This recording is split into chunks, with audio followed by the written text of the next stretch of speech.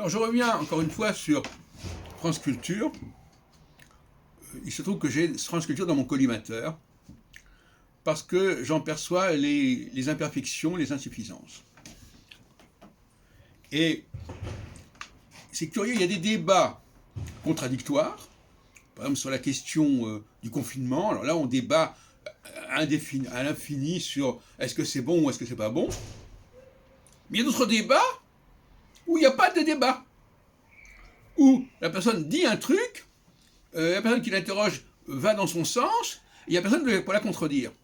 Notamment dans la question, bon, vous savez ce que je veux dire, bon, pas la peine de préciser, mais il y a des sujets tabous sur lesquels il n'y a pas de débat, il n'y a pas le droit de débattre. On laisse la personne dire ce qu'elle a à dire, et ça ne va pas plus loin. Bon. Eh bien, c'est ce qu'on appellerait des sujets de société, si on veut. Bon.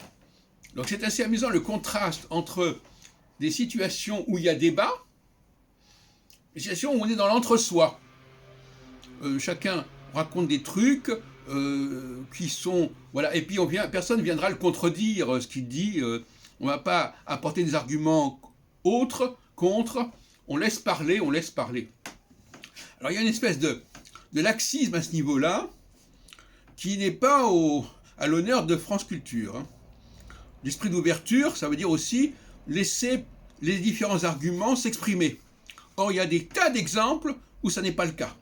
Et c'est absolument scandaleux. Donc, je sais bien qu'il peut y avoir des excuses, qu'il y a des censures, qu'il y a des choses qui ne doivent pas se discuter, qui ne doivent pas être débattues. Mais à ce moment-là, moi je dis, quand on ne peut pas débattre d'un sujet, on n'aborde pas le sujet, tout simplement.